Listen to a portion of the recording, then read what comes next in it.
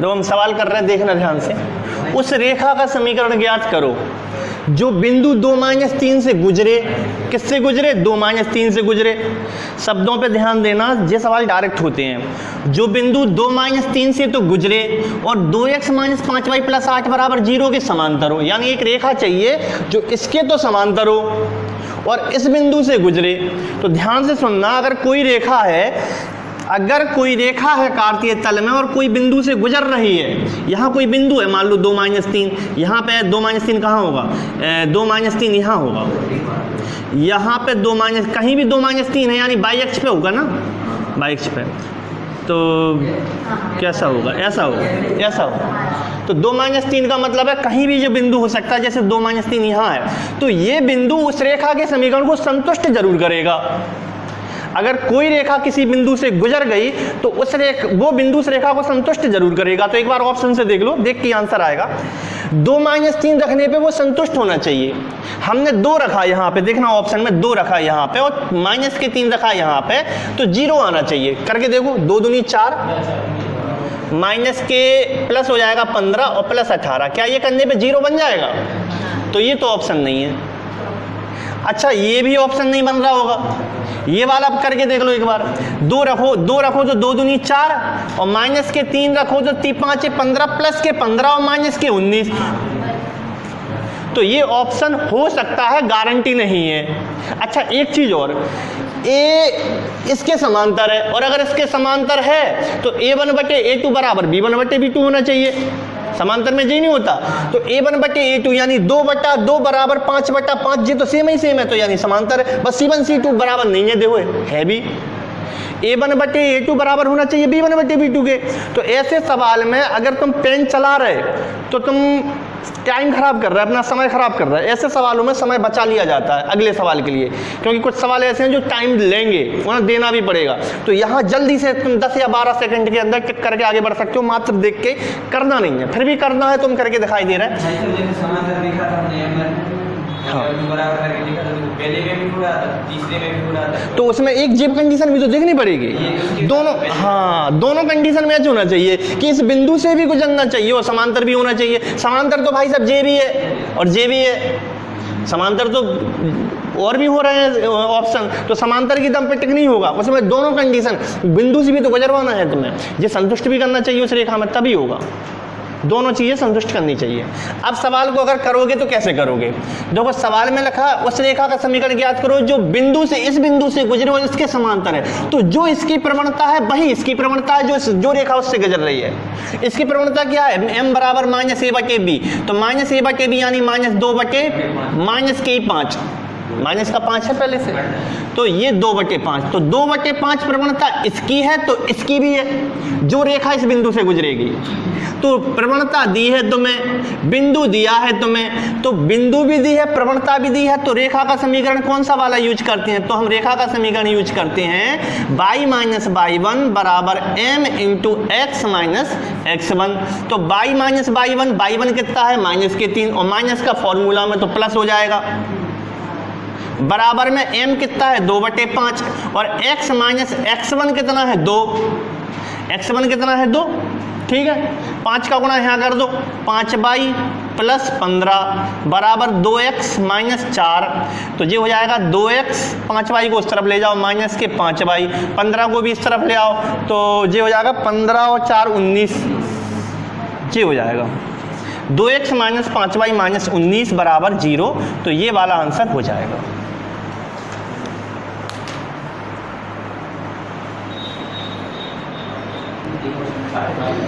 उस रेखा का समीकरण ज्ञात करो जो इस बिंदु से गुजरे। इस बिंदु से गुजरे माने जो संतुष्ट करेगा। तो हम चेक कर ले रहा संतुष्ट किस में कर रहा है। पहले वाले में संतुष्ट करवाया, x की जगह 2 रखा और y की जगह रखना है -1। तो 2 + के 3 5, 5 और 5 10। क्या 10 बराबर में 10 है? नहीं, 0 है, तो ये उत्तर नहीं हो सकता है। दूसरा रखा तुमने, 2 यहाँ रखा, -1 यहाँ रखा, तो 2 और प्लस हो जाएगा 3, + के 5 - के 5 0। हाँ, ये उत्तर हो सकता है। और ऊपर से लंबवत है इस रेखा की, तो यानी इन दोनों की प्रवणता का गुणा -1 आना चाहिए। तो इसकी प्रवणता कितनी है? -3/1। और इसकी प्रवणता कितनी है, माइनस के माइनस माइनस प्लस हो जाएगा 1/3। इन दोनों का गुणा करोगे माइनस का 1 भी आएगा। तो यही उत्तर है।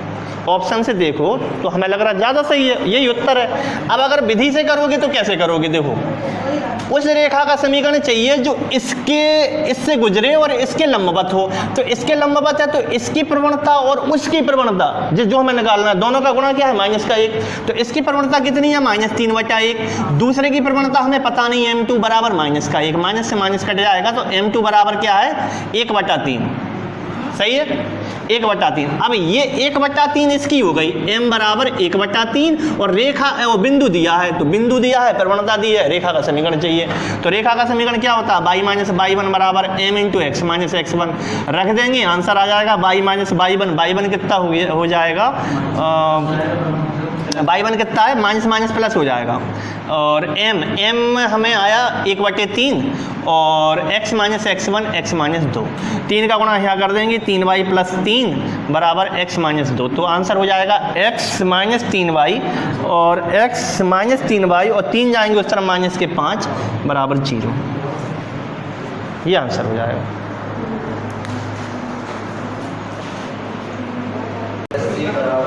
देखो बिंदु A 2 3 की रेखा, इस रेखा से लंबवत दूरी चाहिए, तो वही वाला फॉर्मूला ये यूज होगा कि लंबवत दूरी चाहिए बिंदु की और रेखा की।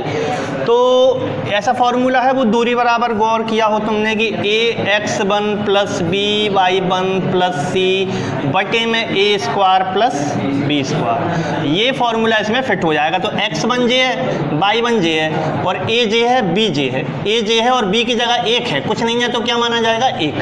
और c की जगह क्या माना जाएगा, माइनस का 2। c की जगह माना जाएगा माइनस का 2, रख देंगे। तो a है 4, x1 की जगह है 2 प्लस b है 1, y1 की जगह है 3 और माइनस के 2, क्योंकि c क्या है, माइनस का 2 बटे में a² प्लस b²। तो रूट में हो जाएगा 4 चौका 16, 1 एकम 1, 16 और 1 17। तो बटे में तो सभी के 17 है, ऊपर क्या आया वो देखो, 4 दूनी 8, 8 में जोड़े 3 8 9 10 और ऐसा कर लूँ तो ये हो जाएगा 9।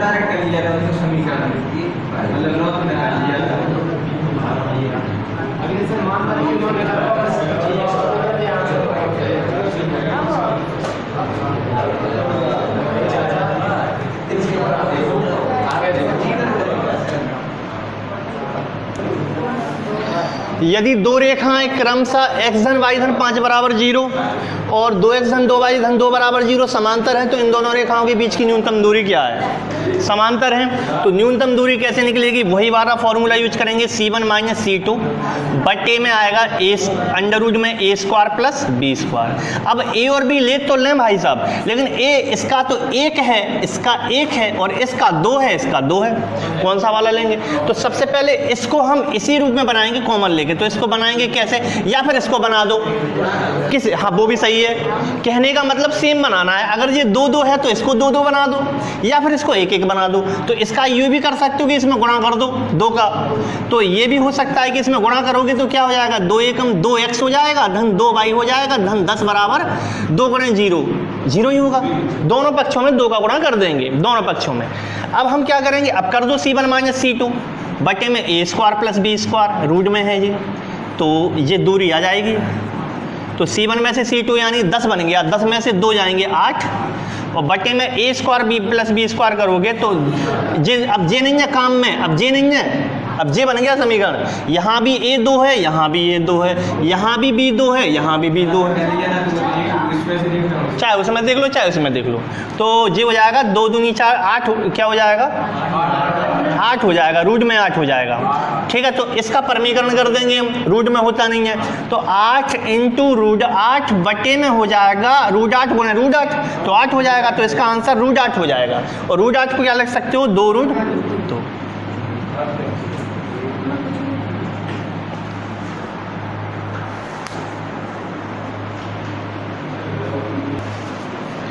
के का वह मान क्या होगा जिसके लिए ये दोनों रेखाएं समांतर हैं। अगर रेखाएं समांतर हैं तो प्रवणता समान है। इसकी प्रवणता क्या हो जाएगी, बोलियो, -a/b यानी -2/3। इसकी प्रवणता क्या हो जाएगी, -k/6। और ये दोनों कैसे हैं, समान। तो माइनस के 2/3 बराबर है माइनस के k/6 से, तो 3 दूनी 6, माइनस से कटेगा माइनस, तो k बराबर क्या आएगा 4। तो इसका आंसर क्या है, k बराबर 4। क्या? हाँ वो भी सही है। जी कह रहा भाई जब समांतर अगर हैं तो a1/a2 बराबर होगा b1/b2, वहां से भी हो जाएगा। सही बात है, यानी a1/a2 2/k बराबर होना चाहिए 3/6, वहां से भी हो जाएगा। बिल्कुल सही बात है, सही। देखो बिंदु 5, 7 की बाई अक्ष से दूरी चाहिए हमें, तो कैसे होगा देखना ध्यान से। मान लीजिए मूल बिंदु है, तो 1 2 3 4 5 6 7, तो ये तो हो गया 1 2 3 4 5 6 7, और ऐसे में 1 2 3 4 5 6 7, तो 1 2 3 4 5 6 7, तो 5 ऐसे में जाना है और 7 ऐसे में जाना है, तो ये आ गया। यही है ना 5, 7 का एड्रेस, यहाँ कहीं 5, 7 बनने वाला है, ये बिंदु 5, 7 कहलाएगा। अब तुम्हें किससे दूरी चाहिए, एक्स से चाहिए कि बाई से चाहिए?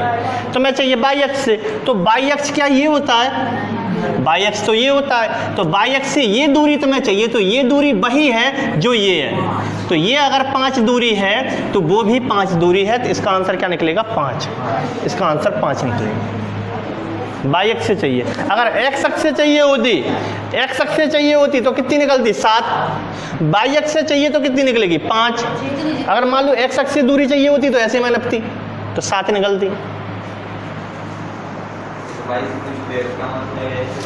हाँ जवाब भी सही है, बाई से पूछी तो एक्स का मान हो जाएगा, एक्स से पूछी तो बाई का मान हो जाएगा। अगला सवाल है, तो सवाल करें, यदि त्रिभुज ABC के निर्देशांक क्रमशः ये दिए हैं तो शीर्ष A से खींची गई मध्यका की लंबाई चाहिए, तो हम क्या कह रहे हैं, एक रफ डायग्राम बना लो।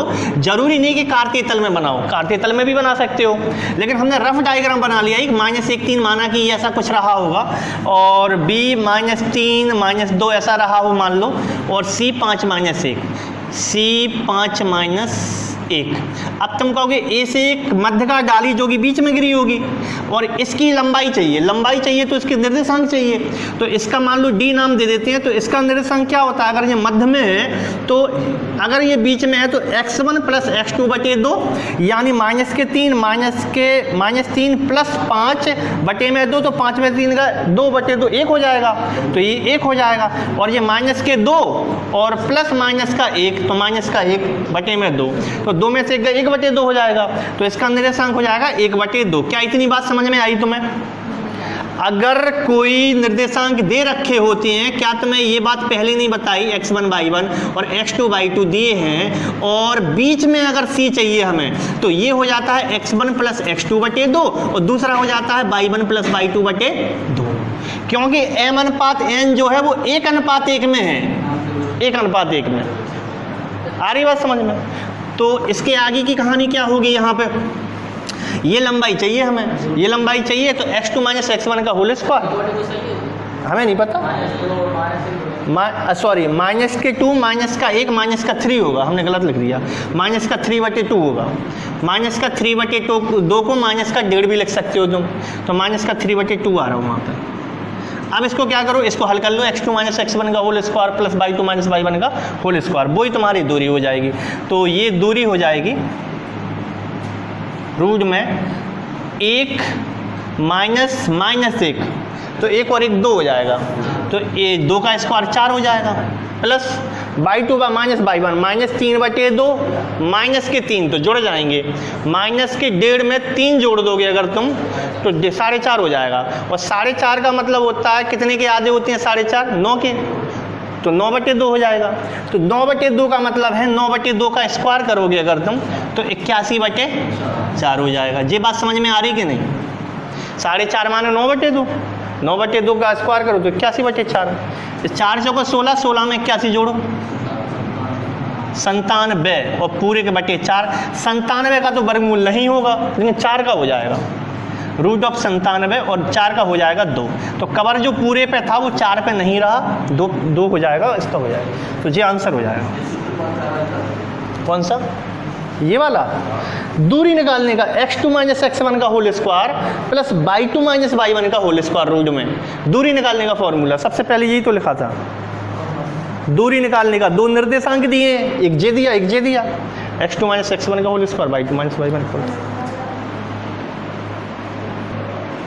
सवाल क्या है, शीर्ष ए -1 5 -2 5 -4 से बनने वाले त्रिभुज के, पहला सवाल है निर्देशांक ज्ञात करो केंद्रक के, और दूसरा है क्षेत्रफल ज्ञात करो। कैसे करेंगे, केंद्रक के जो निर्देशांक होंगे वो हो जाएंगे x बराबर x1 plus x2 plus x3 बटे 3 और y बराबर हो जाएगा y1 plus y2 plus y3 बटे 3।